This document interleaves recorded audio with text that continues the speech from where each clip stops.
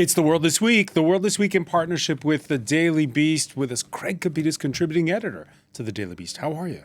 Wondering if you rented the studio from a Chihuahua. Well, it's summer renovation time. We'll be back to our usual digs come September. I hope so. All right.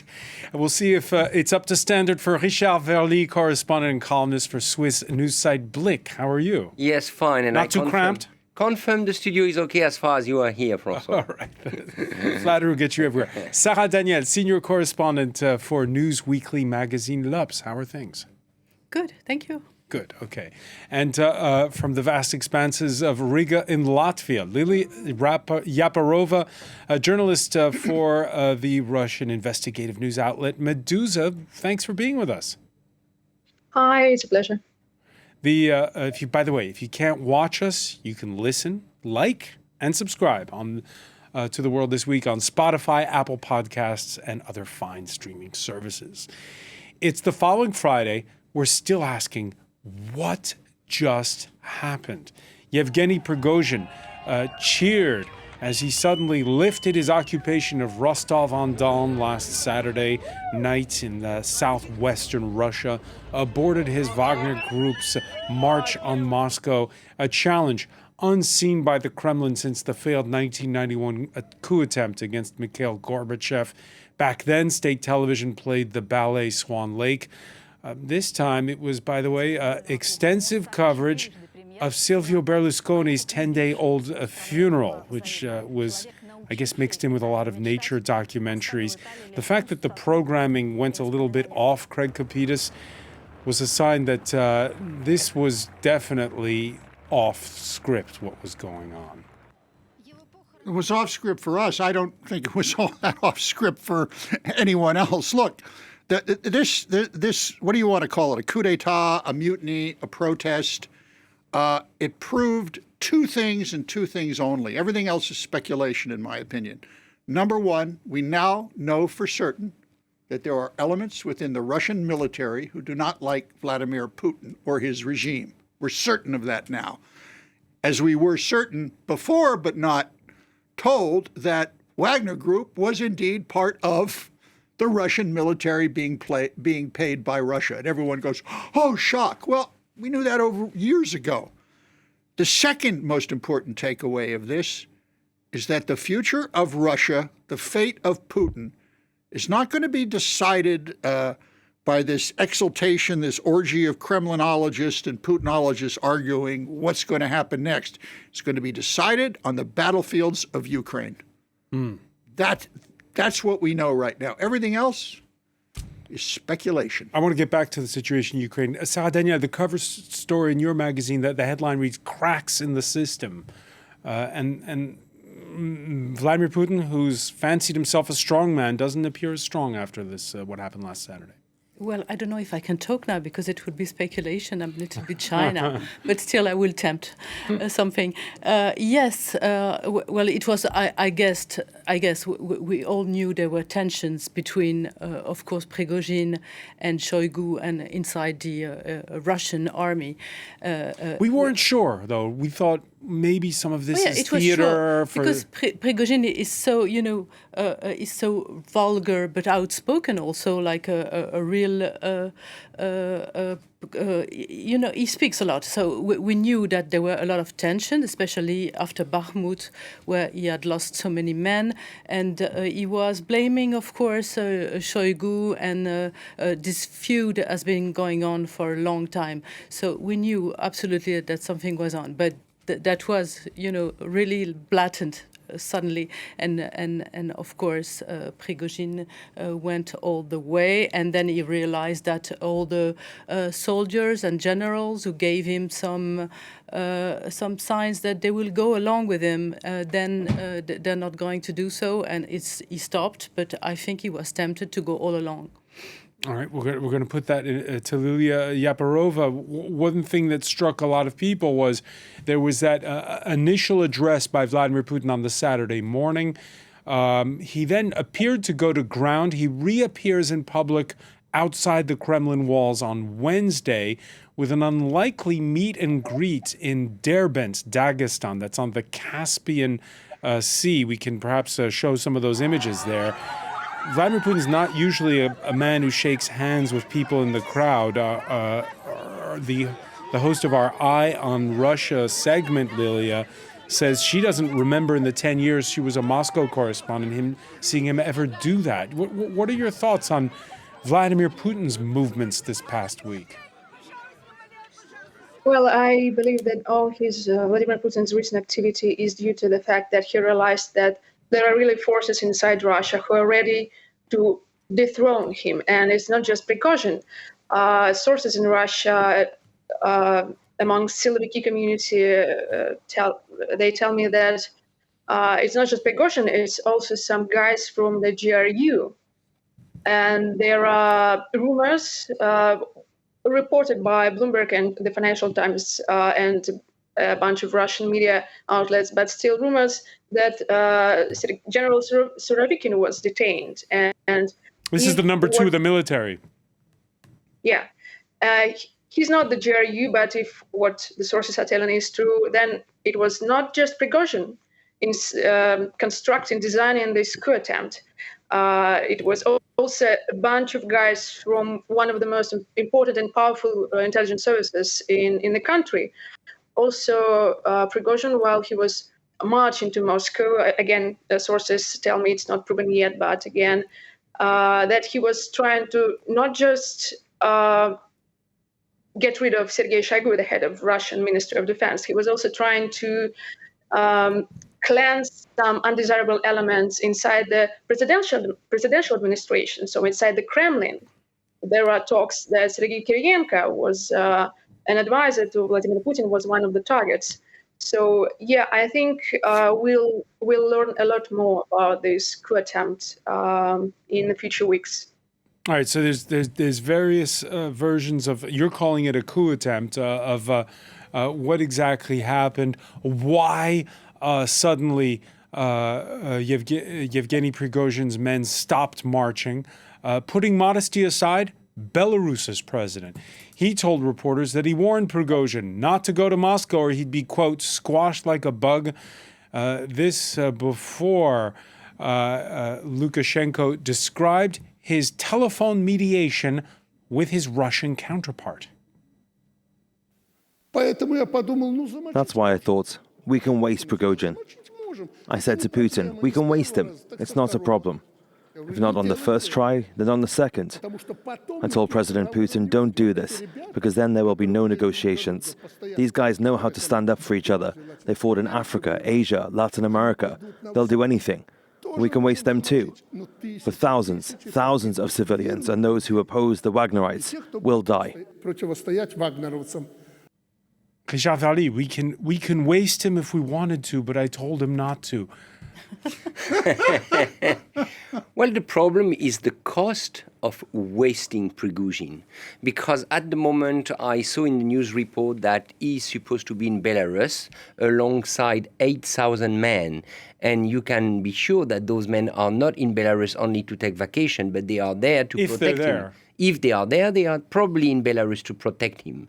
So where I believe Lukashenko was right, if what he says is true, is that he realized that neutralizing or just killing Prigozhin will have a cost. It will have a cost for Putin, it will have a cost for himself, for Lukashenko, it would have a cost for both countries, Russia and Belarus, and he didn't want to take that risk. So it shows whatever we know about Prigozhin, and it's very unclear, but Prigozhin carries some weight in the system. He has some weight, he has some forces, and clearly Belarus president decided not to discard him. President Lukashenko, is he telling the truth there? When he says, again, the quote we just heard, these guys know how to stand up for each other regarding the Wagner mercenaries.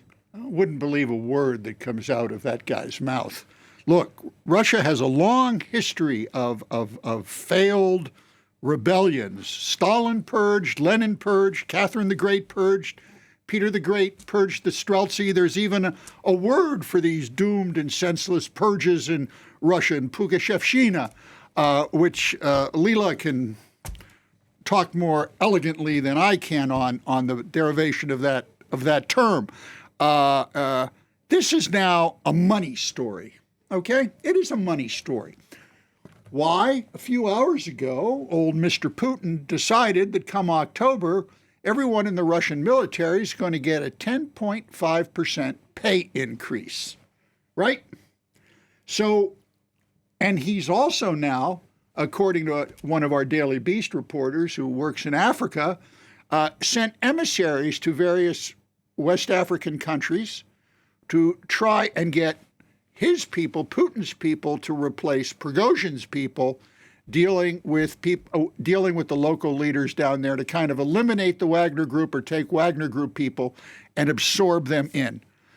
Again, this is the money story is also intensified by the fact that right now, as we're speaking out in Chantilly, at a chateau out there, there's a gathering of Ukrainian and French and other foreign officials.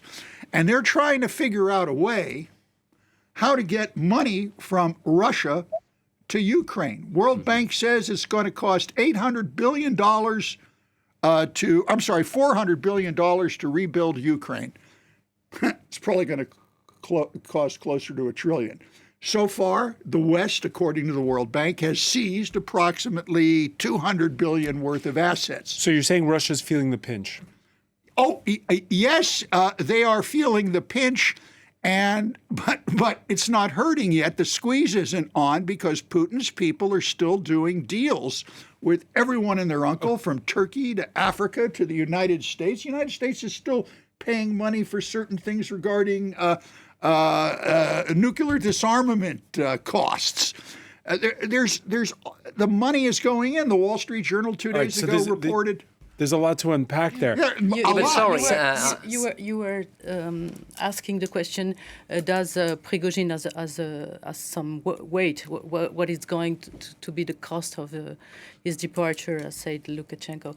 But you have to remember that for some people he's a hero, and he is a representative of the nationalists of Russia, and he has lost a lot of men in Bakhmut. When I interviewed some Russian prisoners in Ukraine, they told me that it was Wagner who was leading the calls. They're really prominent in this battle, in the battlefield of Ukraine. So of course they have a cost. And if you acknowledge the fact that now the Minister of Foreign Affairs of Russia has reassured the Africans, saying nothing is going to change as far as the Wagner Group is concerned. Maybe there will be some change at the top of it, but they will still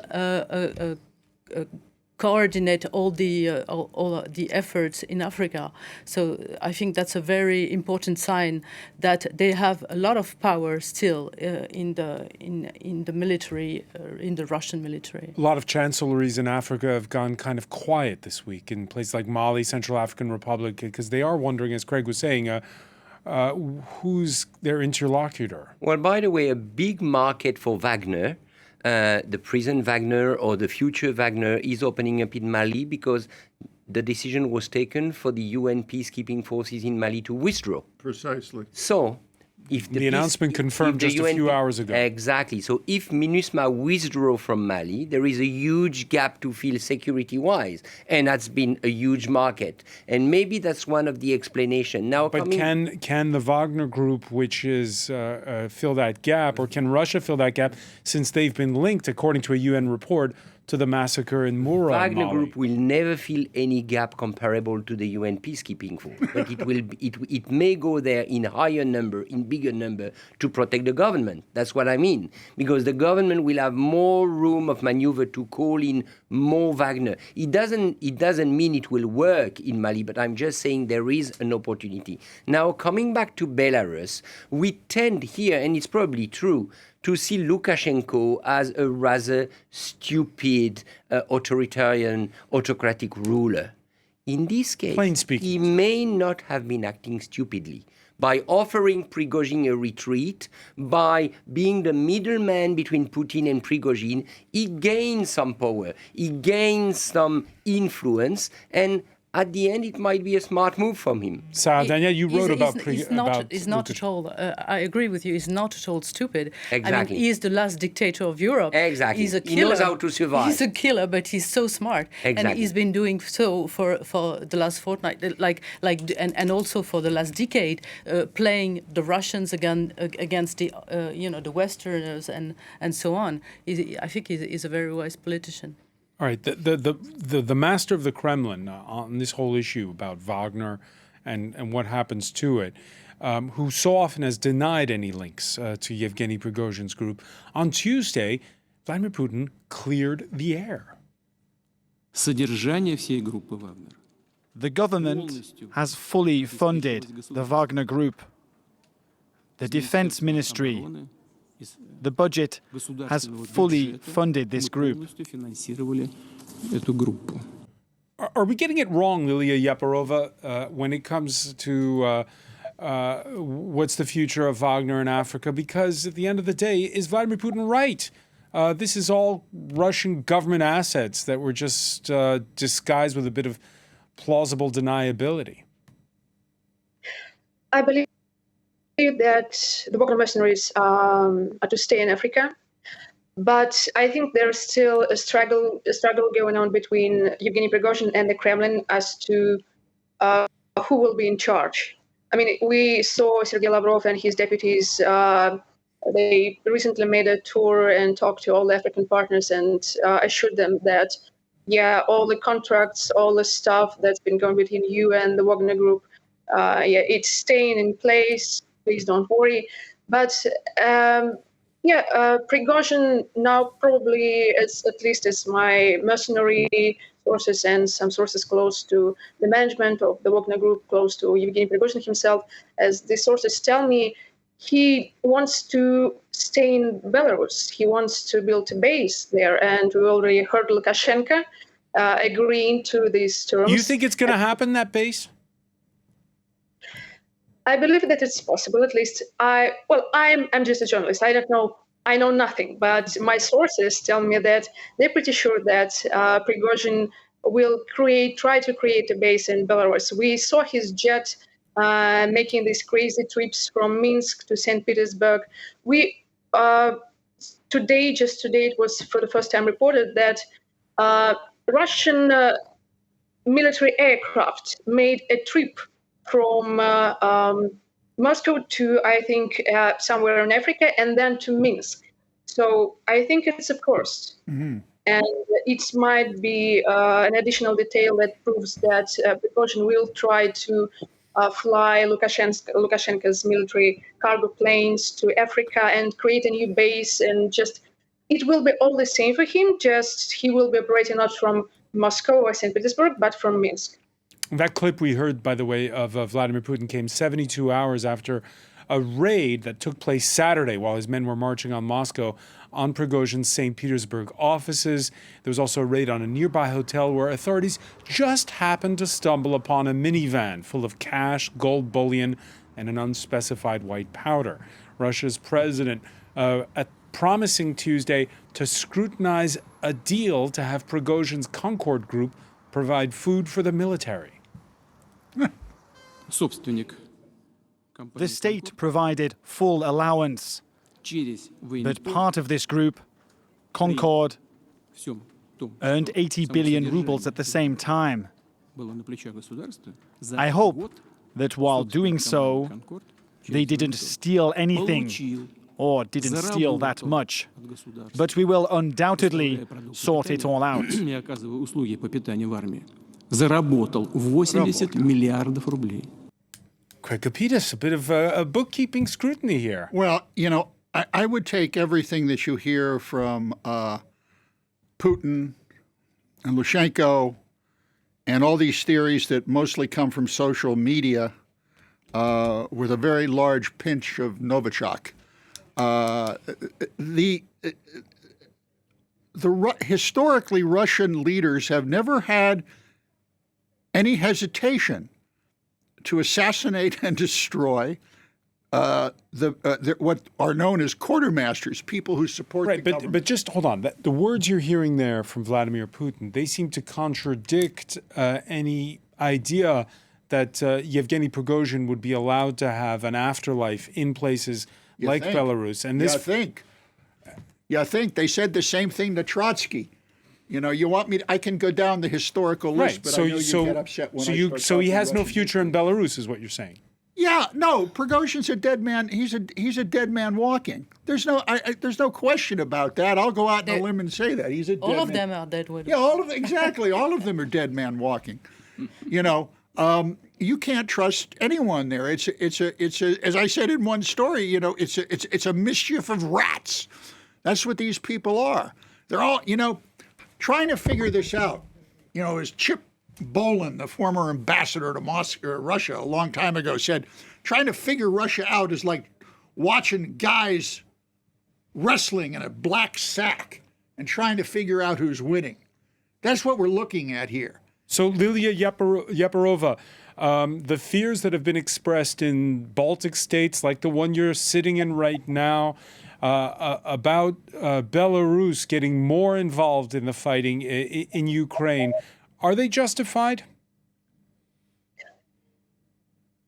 I think there is a possibility. We've seen in February of 22, Russian army crossing the Belarus border and then encircling Chernihiv and killing people there and torturing people there. Yeah, we saw that already. But we should also remember that if we're talking about Yevgeny Prigozhin continuing his business activities in Africa from Minsk, then we should remember that every plane that takes off from Minsk and goes to Africa, it goes through above Russia. So Russia will keep its grip, keep total control, at least over where Belarusian cargo planes carrying Wagner mercenaries will fly. So I think,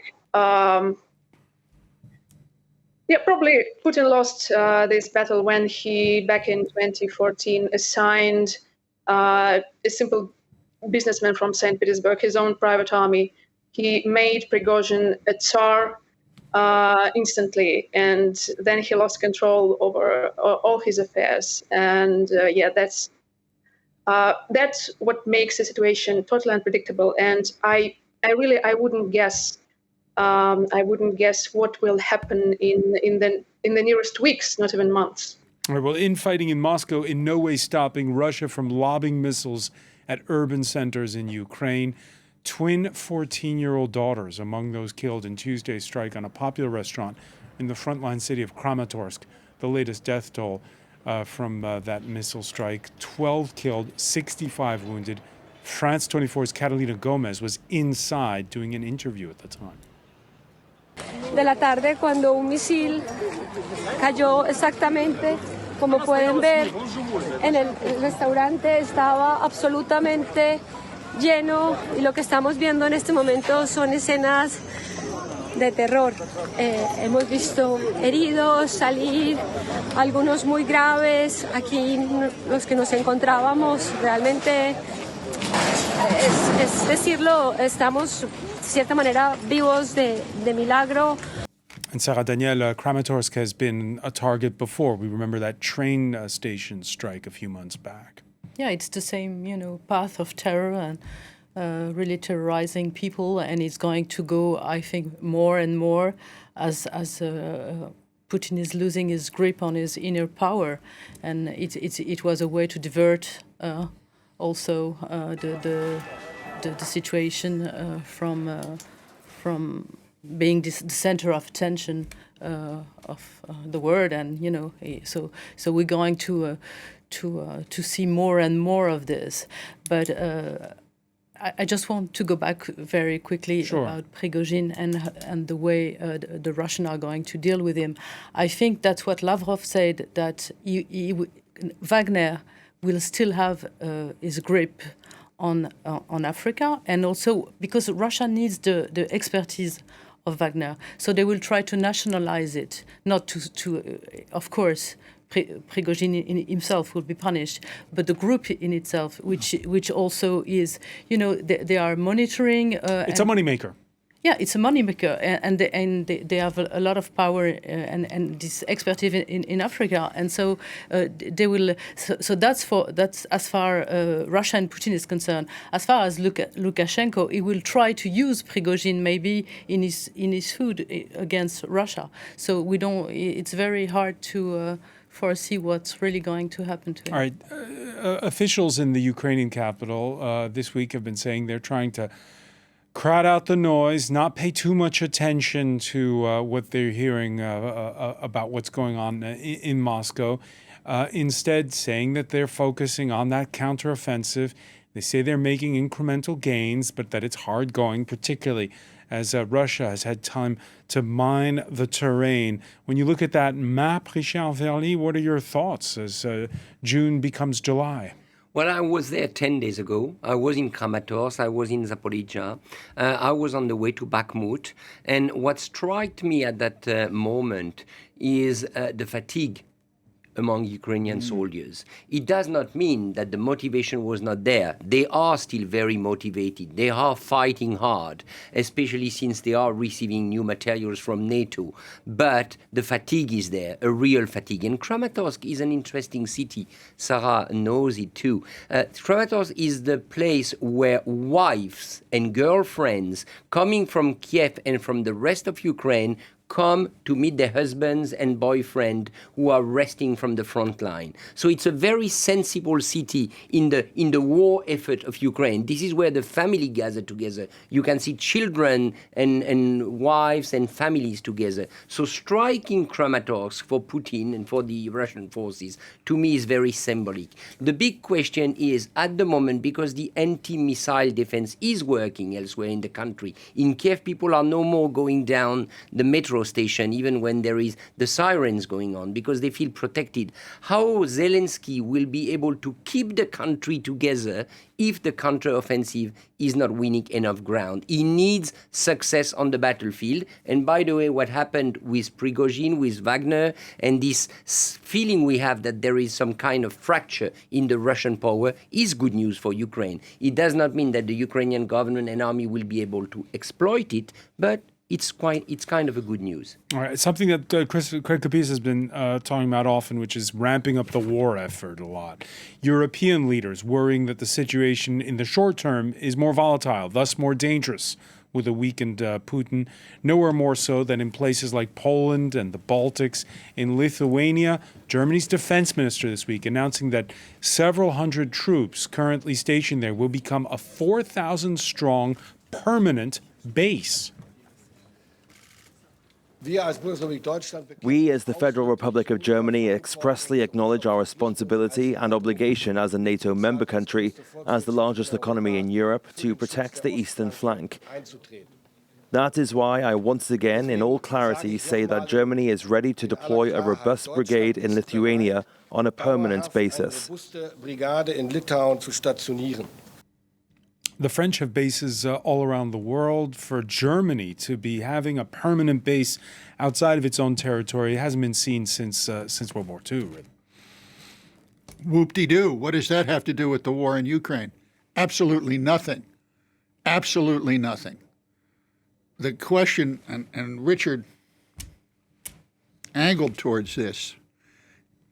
One, Putin is still very much in power in Russia. Make no mistake about that. Is he weakened? Yeah, but he's still very much in power. Number two, can Ukraine keep sustaining the war without NATO air cover? This is what you hear from everyone in the field. You hear from the military experts. And if you think, or if the West thinks that putting a bunch of troops in Lithuania is going to intimidate Vladimir Putin, they're whistling past the graveyard. Lilia Yaparova, your thoughts on that, especially heading into that NATO summit that's taking place in less than 2 weeks? I have to say that I tried contacting different Russian formations now gathered at the front line, different mercenaries the day of the coup last weekend, and they all stayed in their places. Nothing trembled. It was quite a surprise, actually. But still, the Wagnerites who are signing the contracts, the Wagnerites who are still considered just to be mercenaries, they are there on the front line. They're staying, they're fighting. So, in my opinion, it was quite sad that Ukraine, during its counteroffensive, missed this window of opportunity to just surprise the Kremlin, not just to surprise the Kremlin from the outside, while it was already surprised by Prigozhin's actions inside the country. A missed opportunity. Ukrainians saying, of course, that the problem for them is they are advancing in mined territory. They're facing those kamikaze drones, and it's not. There's no silver bullet in that war in Ukraine. Let's talk about the situation here in France, a country in shock after first a viral video shows an officer shooting and killing a 17-year-old in the western suburb of Nanterre who tried to flee a police check. And then, well, scenes reminiscent of the 3 weeks of rioting back in 2005. Nightly clashes have engulfed the country's working-class suburbs. There's no state of emergency yet, but bus service stopped as of 9 p.m. in the suburbs. And the same president, Emmanuel Macron, earlier in the week called the killing of Nahel inexplicable and inexcusable, now turning his sight on the violence. We're witnessing the unacceptable exploitation of the death of a teenager, which we all deplore, at a time when we should be paying our respects. And so, in light of this, I condemn in the strongest possible terms all those who are using this situation and this moment to try and stir chaos and attack our institutions. They bear an overwhelming responsibility. Sarah Daniel, is this just a repeat of 2005? No, but I have to say that the clumsiness of Emmanuel Macron in this case is really appalling. That's a politician now, and now all the politicians should be able to appease this tension, and that's the opposite they're doing from all over the political spectrum. I mean, you have the far right, just ramping up policing in this case. Yeah, you have the far right that calls to a civil war, and then you have LFI who is fighting. Left. Yeah, the far left who is fighting, for a rise, and so it's totally that's what's inexplicable. That you don't have a power that tries to settle down and calm this whole situation. This is very serious, and it's all over the place. It's also in the center of Paris. Like yesterday, in the 15th arrondissement, you had lootings, and you had and all the shouting, and it's not at all about. We're not at all about this adolescent death. It was all about the hate of the state, the hate of. So we need now a strong political stance that really calms this thing down. Richard Verly, listening to Emmanuel Macron, do you agree he chose the wrong words there? No, I would not really agree. I think Emmanuel Macron, first of all, is under the pressure from the police force and from his own Minister of Interior to act in defense of the security forces. And it's understandable in the present situation. But that's not what he says. But isn't there a bit isn't there a bit of denial? No, he's denouncing. No. Come on, he's denouncing those who are trying to exploit violence, and I believe he has in his, he aims into the direction of some political party like La France Insoumise. So he has to say, what he says, sorry, is quite true. You've got some political forces in France who, by the way, have a certain political interest in confrontation. And they exploit all type of confrontation. So by saying this, it doesn't mean he concurs, but he looks at the reality as it is. The problem is he has an own responsibility in it.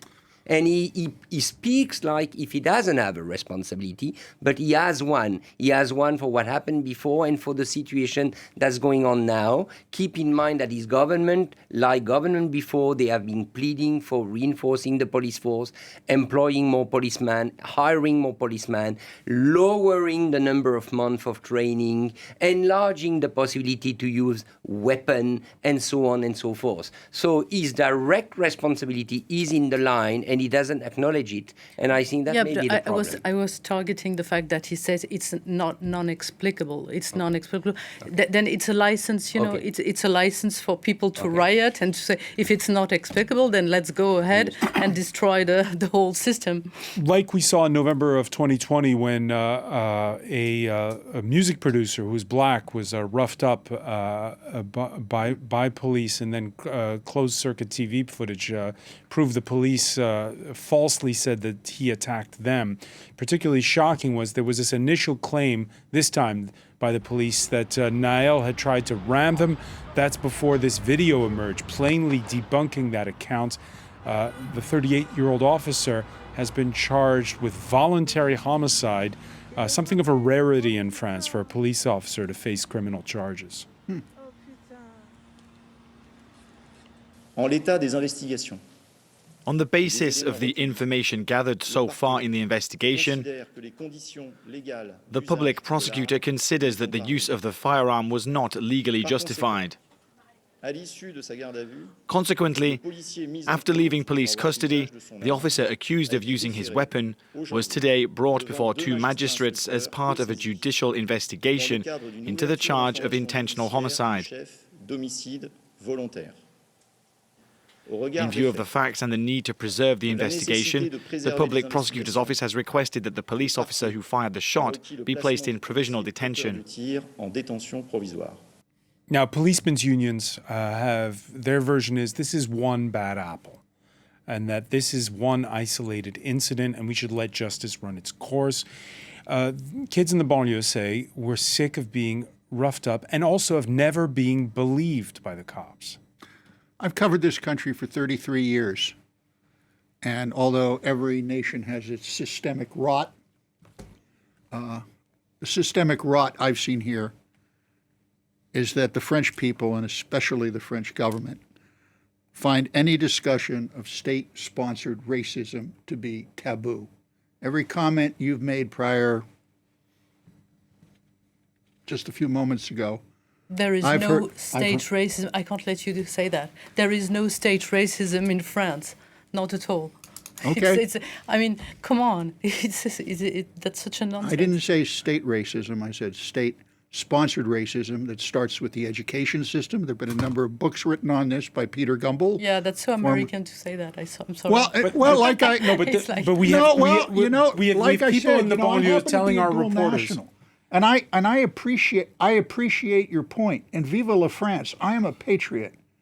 But the fact is that racism comes in many shapes, styles, colors, and aromas.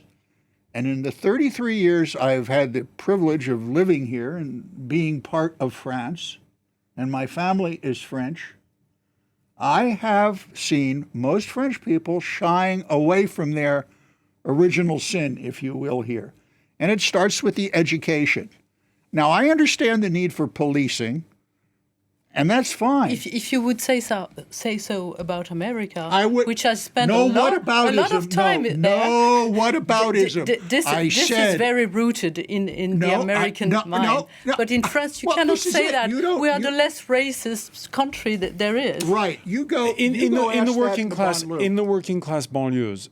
What people have been telling us the last 72 hours, because oftentimes they haven't wanted to speak to journalists the last 72 hours, they have said, nobody believes us, and they also say we get singled out if we're blacks or Arabs by the cops. No, but you have a wrong system. I agree. And then who is dealing really in between all these food, it's the cops.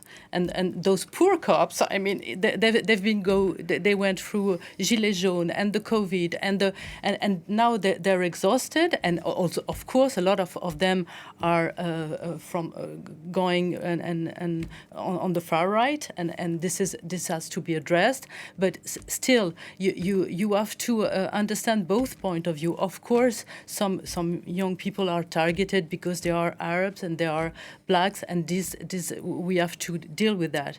But you're not going to tell me in the 15. We talked to a lot of people yesterday, and a lot of people who were from very poor neighborhoods, from the les cités, and they were the first who were dealing with these problems of violence, and they were not talking about racism. They were talking about those looters who have no respect whatsoever for them.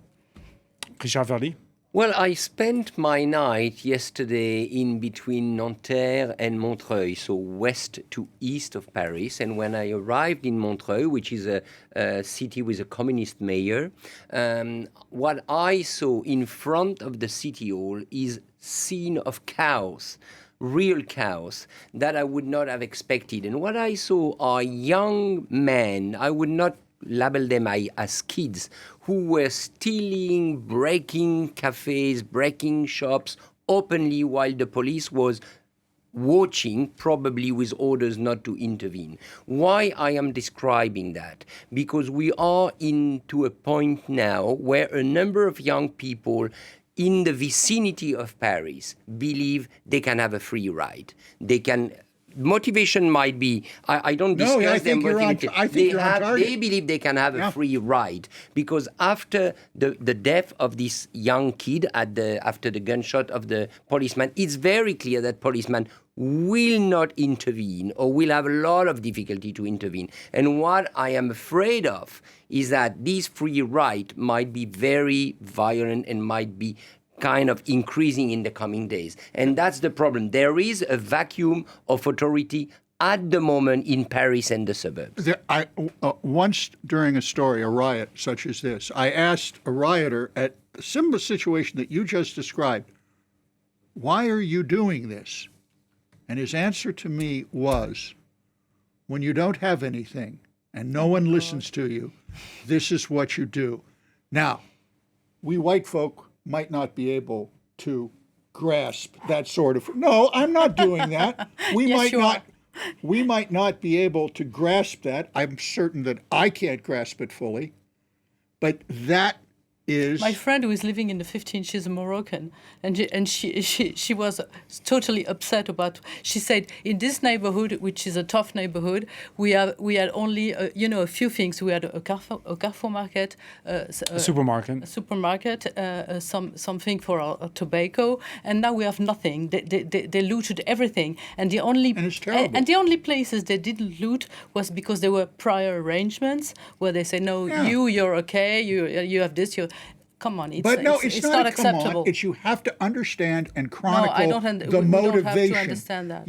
Well, I think it's important as journalists, whether we agree with it personally or not, that we chronicle the motivation for this. Yeah. And that's why I find your report from last night interesting, because you made an attempt to chronicle that motivation. The big difficulty for Macron, to me, when I say Macron, it means the government, I mean the government. They will have to send more police force. They will have to ask the police to intervene again with the risk of another problem. You see what I mean? Mm-hmm. So for the police, and that's why the police trade unions are so angry, because they are caught in a trap. On the one hand, they want to go to arrest those kids, and they know they can do it. They can clearly face those kids, but there is a degree of risk and responsibility that apparently the government is not yet ready to take. Precisely. And also there was another problem, which I agree totally with you with. Yesterday night, in this neighborhood, a lot of people called the equivalent of 911, the emergency services. Emergency services, and they were not reachable. They were swamped. So there was no state, no rescue from during all the night. All right, political leaders will need to find the right words to tone this down and to find both short-term and long-term answers to this. So much more to talk about on this. Sarah Daniel, I want to thank you so much. I want to thank Craig Kapidis, Richard Verly. I want to thank Lilia Yaparova for being with us from Riga. Thank you for being with us here in The World This Week.